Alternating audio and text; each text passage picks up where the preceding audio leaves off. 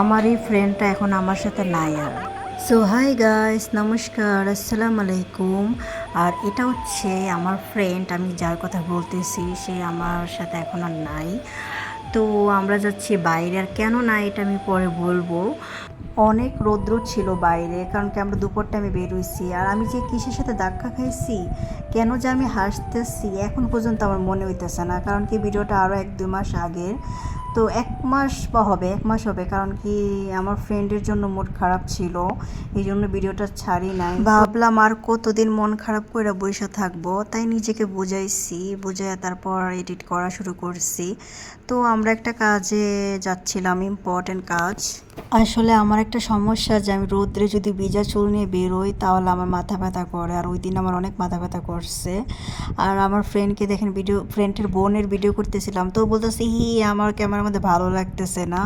আর এই দিনগুলো খুব মিস করতেছি, আসলে এই দিনগুলো আর কখনো চাইলেও আসবে না। আমার ফ্রেন্ডকেও খুব মিস করতেছি, আসলে সময় থাকতে সব কিছু করা উচিত। আমরা সবসময় দেখাইছি ছোট ছোট বাচ্চারা কুলে ওঠে, ঠিক আছে? এত বড় একটা বাচ্চা পরে কুলে উঠছে আমার।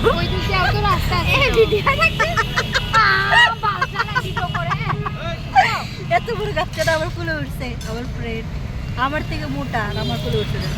আর আমি তখন থেকে খালি ওর সাথে মজা করতেছিলাম, কারণ কি ও আমার কুলে বসছে। কারণ ও প্রথমে উপরে বসছিল কিন্তু ব্যথা পাইতেছিল, আর কোথায় ব্যথা পাইতেছিল এটা আর বলা দরকার নেই।